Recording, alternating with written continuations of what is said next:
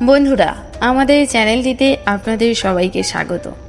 এখানে আপনি পাবেন দারুণ সব মৌলিক সামাজিক গোয়েন্দা কাহিনী, একের পর এক রহস্য, বুদ্ধিদীপ্ত তদন্ত আর শ্বাসরুদ্ধকর মোড়, সত্যি মিথ্যে, অপরাধ আর প্রমাণ সব মিলিয়ে এক অদ্ভুত দুনিয়া, যেখানে প্রতিটি কাহিনী আপনাকে নিয়ে যাবে রহস্যের গভীরে। আপনাদের সবাইকে সম্পূর্ণ গল্পটি শোনার জন্য অনুরোধ রইল।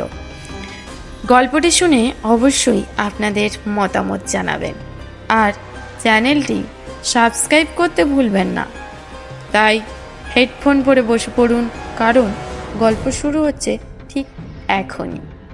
আজকের গল্প সৈয়দ মুস্তাফা সিরাজের কাক চরিত্র, পার্ট 1। অনেকদিন পরে কর্নেল নীলাদ্রি সরকারের ইডলিয়ট রোডের বাসায় গেলাম। বাড়িটার নাম সানি লজ। কর্নেল থাকেন 3 তলায়, পূর্ব দক্ষিণ প্রান্তে। আজ গিয়ে দেখি কর্নেল পূবের জানলায় ঝুঁকে আমার দিকে পিছু ফিরে দাঁড়িয়ে রয়েছেন। ভঙ্গিটা দেখে হাসি পেল। থমকে দাঁড়ালাম। হঠাৎ কর্নেল ওদিকে মুখ রেখেই বললেন, জয়ন্ত, কাককে শাস্ত্রে অমঙ্গলের প্রতীক কেন বলা হয় জানো? আমি তো কর্নেল কিভাবে টের পেলেন যে আমিই এসেছি? কাছাকাছি কোনো আয়না নেই যে আমার প্রতিবিম্ব দেখতে পেয়েছেন।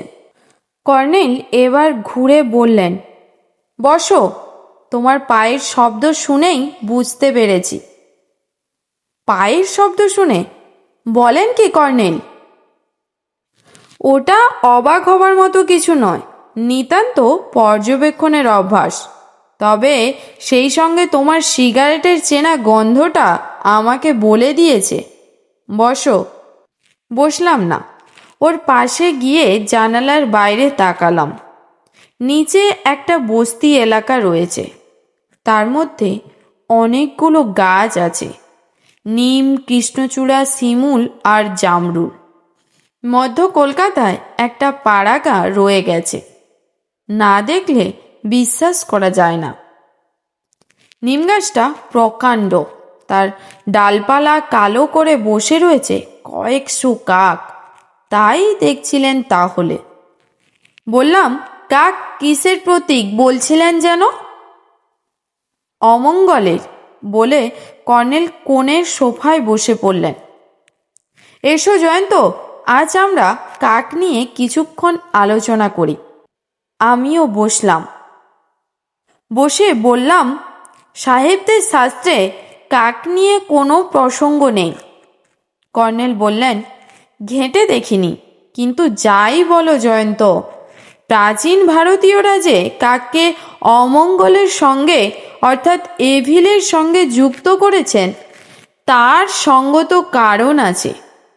উফ জয়ন্ত, যে কাকগুলো দেখলেই মাত্র আমাকে পাগল করে ছাড়ল। কি কর্কশ ডাক, কি চেঁচামেচি সারাদিন। হেসে বললাম, ওটা নিতান্ত কাকতালীয় ব্যাপার আপনার ক্ষেত্রে। ঠিক বলেছ, কাকতালীয় যোগের কথাটা মাথায় আসেনি এতক্ষণ। বলে উনি সোজা হলেন। চোখ দুটো যেন জ্বলে উঠল। কর্নেল বিড়বিড় করলেন আপন মনে, হাউ ফানি, ভুলেই গিয়েছিলাম, কাকতালীয় যোগ। ঠিক ঠিক, দ্যাটস দ্য আইডিয়া। অবাক হয়ে বললাম, কি ব্যাপার কর্নেল? কর্নেল প্রশ্নে আমল না দিয়ে আমার দিকে নিষ্পলক চোখে তাকিয়ে বললেন, কাক এসে তালের ওপর বসলো, ঠিক সেই মুহূর্তে তালটা পড়ে গেল। কেউ যদি তার থেকে ধরে নেয় যে কাকটা বসার দরুন তালটা পড়ল, তাহলে সে নিশ্চয়ই ভুল করেছে। অথচ ঠিক ওই রকম সিদ্ধান্তই আমরা নানা ব্যাপারে করে ফেলি। পরস্পর বিচ্ছিন্ন দুটো ঘটনা একত্র ঘটলে আমরা একটাকে আরেকটার কারণ বলে ধরে নিই অনেক ক্ষেত্রে। আসলে তালটা পড়ার সময় হয়ে এসেছিল, কাকটা না এলেও পড়তো, তাই না জয়ন্ত? হ্যাঁ, সে তো বটেই। যেমন আপনি তো কতদিন ধরে ওই জানালার বাইরে কাকগুলো দেখে আসছেন, নিশ্চয় আজকের মতো এত বিরক্ত হননি, কিংবা কাক নিয়ে মাথা ঘামাননি। কাজেই কর্নেল, আজ যখন হঠাৎ কাক দেখে বিরক্ত হয়েছেন এবং আমি আসামাত্র কাক প্রসঙ্গে প্রশ্ন করে বসলেন, তখন আমিও এক্ষেত্রে ব্যাপারটা কাকতালীয় যোগ বলতে বাধ্য হয়েছি। অর্থাৎ আপনার বিরক্তিময় ভাবনার পেছনে অন্য ঘটনা আছে, তা নিতান্ত কাক নয়। কর্নেল একটু হাসলেন এবার। রাইট রাইট, তবে কি জানো জয়ন্ত, ভেবে দেখলাম কাক চরিত্র সত্যি বড় রহস্যময়। ভারতীয় পণ্ডিতরা কাক চরিত্র নিয়ে কেন মাথা ঘামাতেন এবার টের পাচ্ছি। আশা করি কাক চরিত্র নামে প্রাচীন তত্ত্বশাস্ত্র তোমার পড়া আছে। ভ্যাট, সেসব গাঁজাখুরি ব্যাপার আজকাল কেউ মানে না। সে আলাদা প্রশ্ন, কে মানে বা মানে না, কিন্তু কাক, ওহ হরিবোল। আবার বিড়বিড় করে কি বলতে থাকলেন কর্নেল। সেই মুহূর্তে ঝট করে আমার মনে পড়ে গেল আজকের কাগজের প্রথম পাতায় 12 পয়েন্ট বোল্ড হরফে ছাপা বক্স করা ছোট খবরটা, পিটিআই এর খবর। প্রখ্যাত শিল্পপতি শ্রী হিতেন্দ্র প্রসাদ সেন গত 23শে মার্চ তার বিলাসপুরের বাগান বাড়িতে এক আকস্মিক দুর্ঘটনায় মারা গেছেন। উড়ন্ত একঝাঁক কাক লক্ষ্য করে গুলি ছোড়ার সময় দৈবাৎ তিনি গুলিবিদ্ধ হন। খবরটা এত দেরি করে বেরোনোর কারণ সম্ভবত পুলিশের বিধিনিষেধ। কর্নেলের সামনের টেবিলে একটা স্টেটসম্যান পড়েছিল, তক্ষুনি তুলে নিয়ে দেখি ওরাও প্রথম পাতায় ছেপেছেন খবরটা বক্স করেই, আর বক্সটা ঘিরে লাল পেন্সিলের দাগ দিয়ে রেখেছেন কর্নেল। এই ব্যাপার তাহলে। কর্নেল আমার কাণ্ড দেখছিলেন চুপচাপ, তারপর বললেন, তোমার উন্নতি হবে জয়ন্ত, তোমার মন খুব দ্রুত কাজ করতে পারে। হিতেন সেন মারা গেছেন? কি কাণ্ড! এই তো 20শে মার্চ পার্ক হোটেলে একটা কভারেজে গিয়েছিলাম, বিলাসপুরে একটা স্বদেশি মেলা বসাচ্ছেন, তারই প্রেস কনফারেন্সে ডেকেছিলেন। সর্বনাশ, তাহলে তো আর মেলাটা হবে না। হবে না। হয়তো হতো, ওর স্ত্রীর উদ্যোগেই তো ব্যাপারটা হবার কথা ছিল। স্ত্রী সেন নিঃসন্তান, শ্রীমতী সেন এসব ক্ষেত্রে যা হয় সমাজসেবা ইত্যাদি নিয়ে ব্যস্ত থাকেন, কিন্তু মেলাটা হচ্ছে না। কেন? অসুবিধা কিসের? সে তো এপ্রিলের মাঝামাঝি শুরু হবার কথা। হবে না, কারণ শ্রী সেনের যে উইল বেরিয়ে পড়েছে তাতে দেখা যাচ্ছে উনি সব স্থাবর অস্থাবর সম্পত্তির মাত্র সিকি ভাগ দিয়ে গেছেন স্ত্রী এবং অন্যান্য কিছু দুস্থ আত্মীয়কে, প্রত্যেকের সমান সমান হিস্সা। বাকিটার অর্ধেক একটা আশ্রমের নামে, অর্ধেক কোনো এক শ্রীমতী শ্যামলীর নামে। সে কি ভারী অদ্ভুত ব্যাপার তো। কে সে? এই শ্যামলী নামে মহিলাটিকে তুমি চিনতেও পারো, অন্তত নাম শোনা উচিত, কারণ তুমি রিপোর্টার। লাফিয়ে উঠলুম উত্তেজনায়। Colonel, colonel, cabaret girl miss Shyamali নয় তো? কর্নেল মৃদু হাসলেন। That's right. মিস শ্যামলীকে হিতেন সেনের মতো লোক? ভ্যাটু, অসম্ভব। কর্নেল জোরে হেসে উঠলেন। সম্ভব অসম্ভব সম্পর্কে যা শেষ কথা বলার শেক্সপিয়ার বলে গেছেন, বৎস জয়ন্ত, যাই হোক, আমার বিরক্তির হেতু কিংবা অস্বস্তির উৎস সেটা নয়। কোটিপতিরা অনেক ব্যাপার যা আমাদের মতো সাধারণ মানুষের কাছে নিশ্চয় উত্তেজনার সৃষ্টি করে। সেকালে রাজা মহারাজা নবাব বাদশারা এর চেয়ে অনেক বিস্ময়কর কাজ করতেন। বাদশাহ শাহজাহানের কথাই ধরো, বউয়ের জন্য তাজমহল নামে কি এলাহি কাণ্ড করে গেলেন। জয়ন্ত, ওসব ছেড়ে দাও, এসো আমরা কাক নিয়ে আলোচনা করি।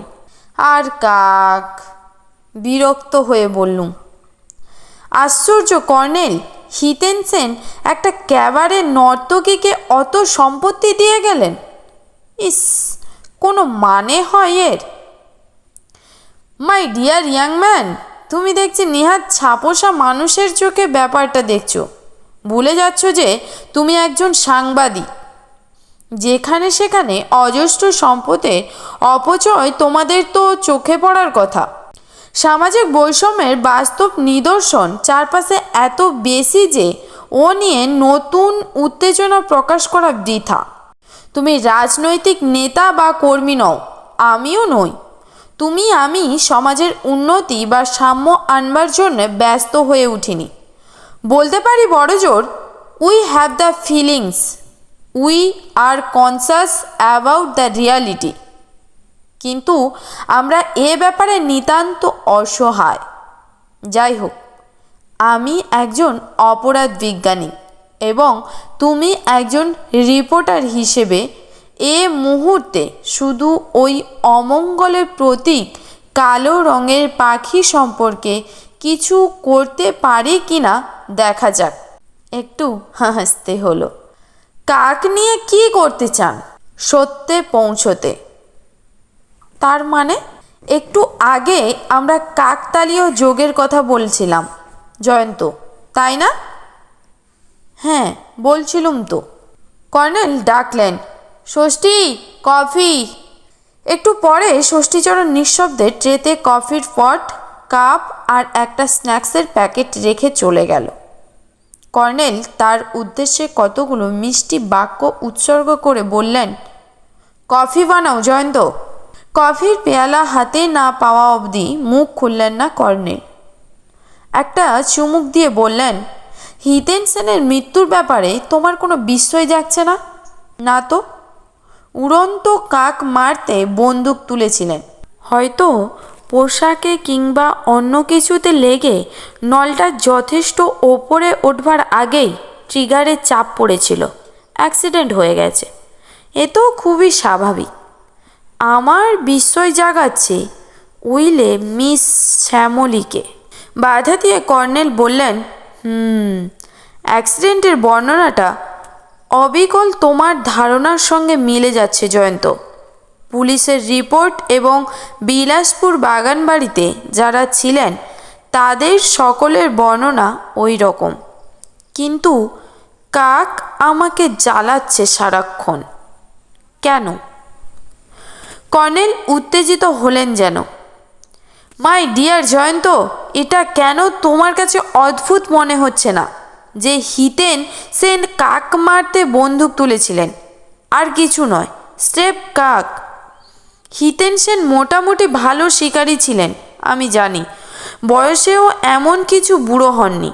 মাথাও ছিল পরিষ্কার, কোনো অসুখ বিসুখ ছিল না, ওষুধ খাওয়ার বাতিক ছিল না। কোনো রকম অ্যালোপ্যাথি ওষুধ জীবনে খাননি, বড়জোর হোমিওপ্যাথি খেতেন, তাও কদাচিৎ। তা একজন ধুরন্ধর ব্যক্তিত্ব সম্পন্ন ঝানু ব্যবসায়ী মানুষ হিতেন সেন আর কিছু পেলেন না, কাক মারতে গেলেন। হয়তো ওখানে কাকের ভীষণ উপদ্রব আছে। ওই তো দেখুন না, অত সব কাক নিম গাছটাতে রয়েছে। আমারই বিরক্ত লাগছে দেখে। হয়তো হিতেনবাবুও ওদের চেঁচামেচিতে বিরক্ত হয়েছিলেন, তাই। জয়ন্ত, জয়ন্ত বুদ্ধির সামনে থেকে ঘষা কাঁচটা সরিয়ে ফেলল। কেন কর্নেল? কাক বিরক্তির কারণ নিশ্চয়ই, কিন্তু তার জন্য কেউ তাদের তাড়াতেই চাইবে, মেরে ফেলতে নয়। অন্তত যদি সে বদরাগী লোক না হয়। হিতেন সেন মোটেও বদরাগী গোয়ার গোবিন্দ বা হঠকারী বুদ্ধির লোক ছিলেন না। ধরে নিচ্ছি তিনি বন্দুকই ছুঁড়েছিলেন কাক তাড়াতে, কিংবা আরও এগিয়ে ধরে নিচ্ছি কাক মারতেই চেয়েছিলেন, কিন্তু ছড়রা নয় কেন? কেন সাংঘাতিক বিপজ্জনক একটা বুলেট ব্যবহার করে বসলেন? এবং ভেবে দেখো, বন্দুক নয়, নিতান্ত শটগান নয়, একেবারে ওর উইনচেস্টার রাইফেল হাতে নিলেন। তাও তো বটে, পুলিশের কোনো সন্দেহ হয়নি এতে। কেমন করে হবে? সবাই বলছে, এবং তাছাড়া পুলিশ তদন্ত করে প্রমাণ পেয়েছে ওই রাইফেলটা ছাড়া আর কোনো অস্ত্র হিতেনবাবুর বাগান বাড়িতে ওই সময় ছিল না। রিপোর্ট বলছে বাগান বাড়িতে প্রাঙ্গণের শেষ দিকে সন্ধ্যার একটু আগে গাছপালার ছায়ায় সুদৃশ্য তাঁবু খাটিয়ে পিকনিক মতো করা হয়েছিল। উনুন এবং খাবার দাবার ছিল গাছের নিচে। কাকগুলো তখন গাছে বসার সময়, তাই বারবার বিরক্ত করছিল। খাবারে পায়খানা করে দিতে পারে সেই আশঙ্কায় সবাই মিলে অনেকবার ঢিল ছুঁড়ে তাড়া করেছিল। তারপর অবশেষে হিতেনবাবু রেগে মেগে রাইফেলটা নিয়ে বেরিয়ে আসেন। সেই সময় কাকগুলো আচমকা মাথার ওপর থেকে চেঁচাতে চেঁচাতে উঠতে শুরু করে। পিছন পিছন একা দৌড়ে যান হিতেনবাবু। বাগানের ঘন ঝোপঝাড়ের আড়ালে তাকে আর দেখা যায় না কতক্ষণ। পিছনে ওই দিকটায় কোনো বসতি নেই, জঙ্গল আর আখের ক্ষেত, আর একটা ছোট নদী রয়েছে। পাঁচিল ওদিকে গত বন্যায় ধসে গিয়েছিল, মেরামত এখনো হয়নি। নদী থেকে ভাঙা পাঁচিলের মধ্যে ঢালু 20 গজ জঙ্গলে জায়গায় ঠিক মাঝামাঝি পড়েছিলেন হিতেনবাবু। গুলি লেগেছে চিবুকের নিচে, গলার ওপর অংশে, ডান দিকে।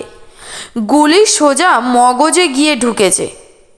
ইতিমধ্যে মিনিট 10 মতে মিনিট 15 পরে ওদিক থেকে গুলির আওয়াজ শোনা যায়। হিতেনবাবুর ফেরার নাম নেই। হ্যাঁসাক জ্বালানো হয়েছে ইতিমধ্যে। দেখতে দেখতে সন্ধ্যা 7টা বেজে যায়, তখনও উনি ফেরেন না। 7:30টায় মিসেস সেন উদ্বিগ্ন হয়ে খুঁজতে পাঠান। একজন চাকর সঙ্গে নিয়ে যান হিতেনবাবুর অ্যাটর্নি মিস্টার সুশান্ত মজুমদার। ওরা হিতেনবাবুকে আবিষ্কার করেন। টর্চ ছিল দুজনেরই হাতে। অবশ্য পূর্ণিমার রাত ছিল। প্রতি বছর চৈত্রের দোল পূর্ণিমার রাতে বিলাসপুর বাগান বাড়িতে পিকনিক করার অভ্যাস ছিল হিতেনবাবুর।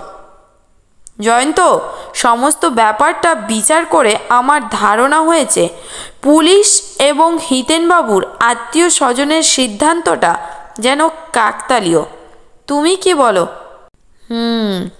কীরকম যেন খাপছাড়া মনে হচ্ছে। অবশ্য মিস শ্যামলীর সম্পত্তি লাভের ফলে আমাদের প্রেজুডিসর হয়ে পড়ার সম্ভাবনাও রয়েছে। এই অঘটনটা হিতেনবাবু না ঘটিয়ে গেলে তার মৃত্যু দুর্ঘটনা বলেই চালানো যেত। তোমার কথা অস্বীকার করছি না। পুলিশও পরে একটু অস্বস্তিতে পড়ে গেছে। উইলটা ওদের ধাঁধায় ফেলেছে। কিন্তু এদিকে তো মৃতদেহ আর হাতে নেই যে ফের পরীক্ষা করে দেখবে। ইতিমধ্যে সেটা ভস্মীভূত। মৃত্যুর কারণ সম্পর্কে পুলিশ নিশ্চিত তো? হ্যাঁ, অবশ্যই। ওই রাইফেল থেকেই গুলি বেরিয়ে মাথায় ঢুকেছে। রাইফেলের বাটে হিতেনবাবুর ছাড়া অন্য কারো আঙুলের ছাপ পাওয়া যায়নি। কোনো উল্টোপাল্টা সাক্ষ্যও কেউ দেয়নি। আবার কোনো প্রত্যক্ষদর্শীও ছিল না।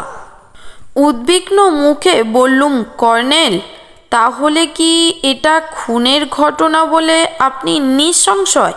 কর্নেল হাত তুলে বললেন, না জয়ন্ত, আমি ঠিক তা বলতে চাইছি না। কোনো নিঃসংশয় সিদ্ধান্তেও আমি পৌঁছইনি। শুধু বলতে চাচ্ছি যে হিতেন সেনের আকস্মিক দুর্ঘটনায় মৃত্যুর পটভূমিকা আমার কাছে যুক্তিসিদ্ধ মনে হচ্ছে না। আগেই বলেছি, দুটো ব্যাপার আমার ঠিক বোধগম্য হচ্ছে না। এক, হঠাৎ ভদ্রলোকের কাকের ওপর তাদের খেপে গিয়ে পিছনে দৌড়নো। দুই, বুলেট ভরা রাইফেল হাতে নেওয়া। কিন্তু সাক্ষীরা তো বলছেন তাই দেখেছেন। হ্যাঁ, দেখেছেন এবং বলেছেন এক বাক্যে। তাহলে? কর্নেল টাকে হাত বুলাতে বুলাতে বললেন, ডার্লিং, তুমি তো দর্শনের ছাত্র ছিলে। অবভাস তত্ত্ব সম্পর্কে তুমি অজ্ঞ নও। প্রকৃত বস্তু এবং প্রতীয়মান বস্তু অর্থাৎ রিয়েলিটি ও অ্যাপিয়ারেন্সের বিষয় কি নতুন করে বোঝাতে হবে তোমাকে? রেল লাইনে দাঁড়িয়ে দূরের দিকে তাকালে মনে হয় দুটো লাইন ক্রমশ দিগন্তে গিয়ে মিশে গেছে পরস্পর, কিন্তু বস্তুত আমরা জানি ওটা বরাবর সমান্তরাল। হিতেন সেন কাকের ওপর রেগে গিয়ে গুলি ভরা রাইফেল হাতে দৌড়ে গেলেন এবং পরে গুলির শব্দ শোনা গেল এবং ঠিক গলার নিচে গুলি ঢুকে মগজ ফুরল। একই রাইফেলের গুলি। 6টার মধ্যে একটা খরচ হয়েছে, 5টা ঠিকঠাক কেসে রয়েছে এবং আছাড় খাওয়ার চিহ্ন রয়েছে শরীরে। রাইফেলে ওর আঙুলের ছাপ ছাড়া কোনো ছাপ নেই। সব কিছু আমরা পরিষ্কার দেখতে পাচ্ছি, খুব স্বাভাবিক মনে হচ্ছে। মিস শ্যামলীকে বিশাল সম্পত্তি দেওয়াটা আমি ছেড়ে দিলাম, কিন্তু এটা বাদ দিয়েও যে ঘটনাটা দাঁড়ায়, অর্থাৎ দুর্ঘটনায় মৃত্যু, সেটা নিছক অ্যাপিয়ারেন্স বা প্রতীয়মানও তো হতে পারে। ধরো, যদি মিস শ্যামলী উইলে নাও থাকতেন, মিসেস সেনই সব সম্পত্তি পেতেন, তবেও ব্যাপারটা কি তোমার রিয়াল ইনসিডেন্ট বলে মনে হচ্ছে জয়ন্ত? ঠিকই বলেছেন। কেন হিতেন সেন হঠাৎ কাকের ওপর খেপে গেলেন? ফ্যালফ্যাল করে চেয়ে থেকে বললুম, তাই তো। কেন? কেনই বা উনি গুলি ভরা রাইফেল নিয়ে দৌড়ে গেলেন? হ্যাঁ, কেন গেলেন? কর্নেল খপ করে আমার হাত ধরে বললেন, ওঠ, বেরিয়ে পড়ি। কাক চরিত্র গল্পের পরের পর্ব খুব শীঘ্রই আসতে চলেছে।